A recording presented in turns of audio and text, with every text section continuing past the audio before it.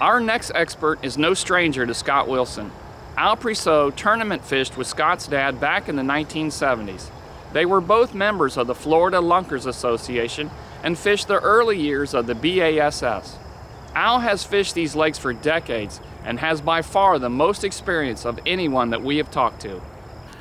Well, it's a pleasure and an honor to take time, and I appreciate you taking the time to sit down and speak with me a few minutes. And I know that you've been and fished here for a long time. Tell us how long you've spent time and fished here on Lake Kissimmee. Well, I started fishing this lake, this chain of lakes, with your father in 1974, 1973. Right in there, we were members of the same bass club, and we came up here all the time because there were tournaments here galore, and a lot of times we put in Toho, and then a lot of times we'd come down to Camp Mac and put in at Camp Mac, and so I know the lake fairly well. Sir, I'd say you know it more than fairly well, and for everybody, this is I affectionately call this gentleman, because he truly is, I call him Uncle Al. But Al, I know that you were a tournament bass fisherman on the B.A.S.S trail for many years, and tell us a little bit about your experience and your history as a tournament fisherman. Well, it was basically unsuccessful in the higher ranks. I did fairly well in the local tournaments around here and some of the Red Man tournaments, but I never cashed a check at B.A.S.S. I kind of was out of my element. The northern fishermen would come down here when they'd have a tournament here and kick our butts because they knew how to structure fish, and they were used to all different kinds of water, where when we left these shallow lakes and went to 50 foot of water, it was a little more difficult. So it was a learning experience more than anything for me. But well, you have been kind enough to mentor me on what is now your favorite form of fishing on the lakes. You want to tell us a little bit about what that is? Well, I'm now basically a speck fisherman, okay. Speckled perch, crappie, whatever you want to call them. But I do still bass fish sometimes. My son loves to bass fish, so he'll come over sometime and we'll go bass fishing. But basically, I like to speckled perch fish. Number one, they're fun to catch the way we catch them, yes. Our method of catching them, and they're great eating. Yes. Any way you cook them, you can't cook them wrong. Okay. They're just delicious. But that's basically what I do now, and I've been fortunate enough to hook up with some people who are really good at this, and I've learned quite a lot over the last few years. So. Can we talk a little bit about what you've experienced and what you've seen, changes that you've seen over your 50 plus years on Lake Kissimmee? Absolutely. When I first started coming here and fished Toho a lot, but I also fished this lake, Kissimmee, a lot. But back then, we had hydrilla, and we had hyacinths, and we had lettuce.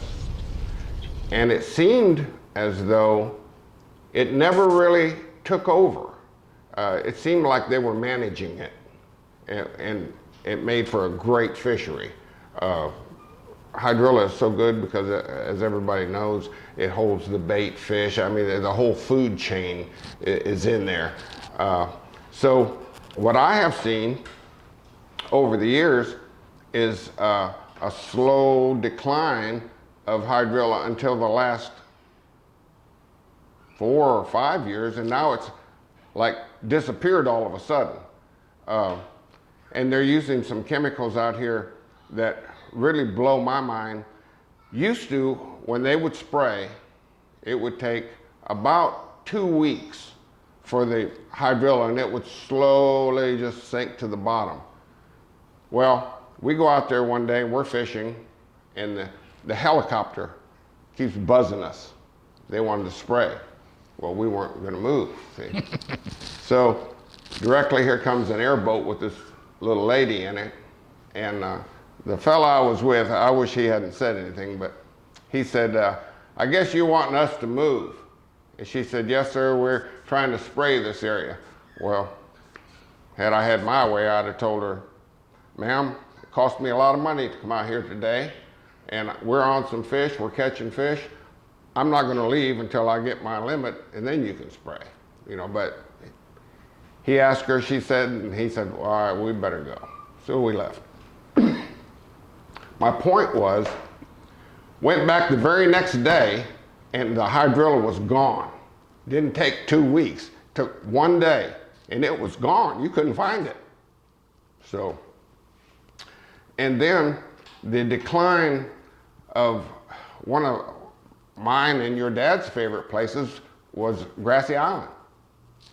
Grassy Island is no longer Grassy Island, it's a weed patch. And used to, you had to go through Grassy Island. There was a kicker trail that went through it. Right. You had to know where that kicker trail was, because if you didn't, you couldn't get through it. You'd run into big, all kinds of vegetation and stuff. I remember that there were the kicker trails there, that if you weren't in a kicker trail or an airboat, you were stuck. Yes.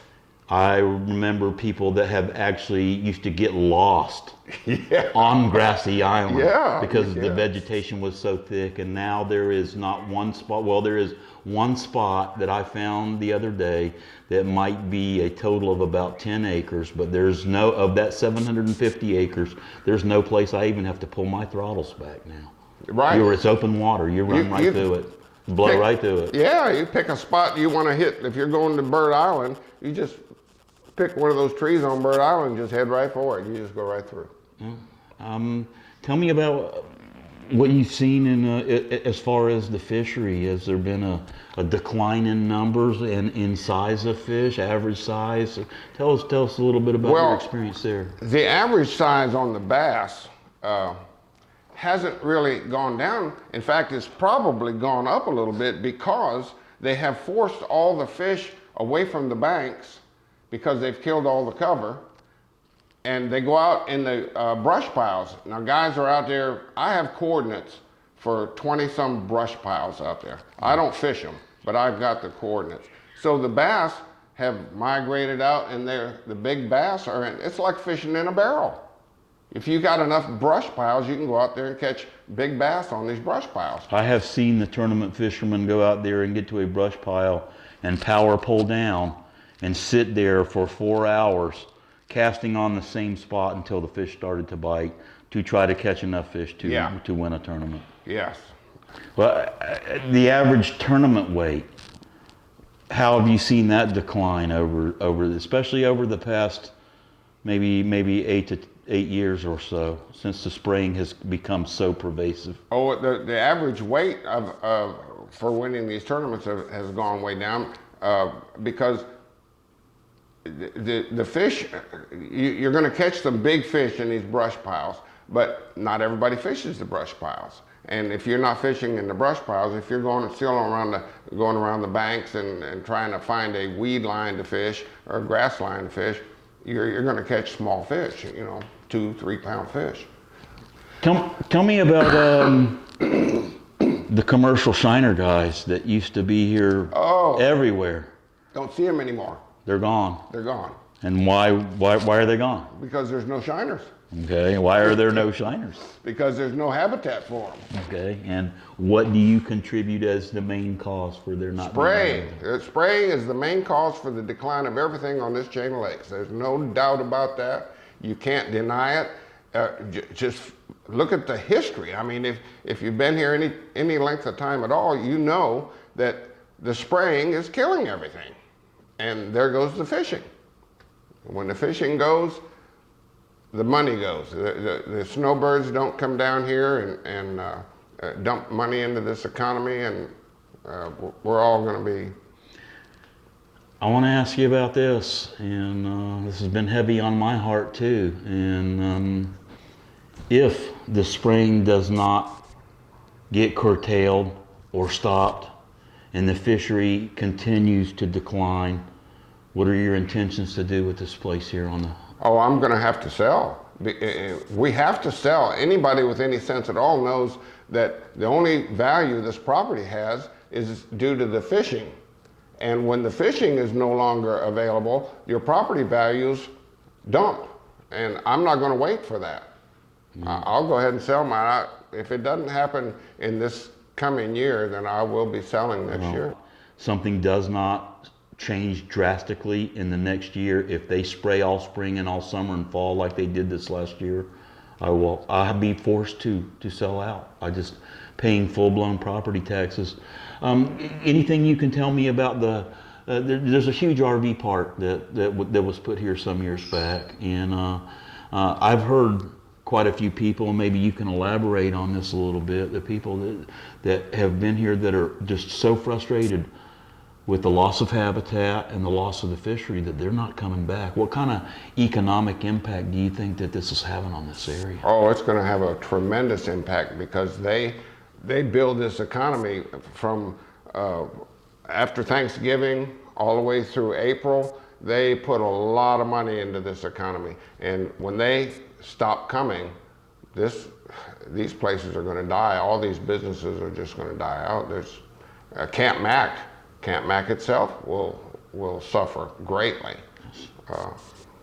So, one last thing I would like to ask you. We know for a fact that all the higher ups in the FWC and also much higher ups in the state government have made it a point to watch all the videos that have been produced. If you had the opportunity to sit and speak with FWC, is there something that you'd like to say to them? please save our lakes. Stop killing our lakes for the sake of a dollar bill. Please. Man.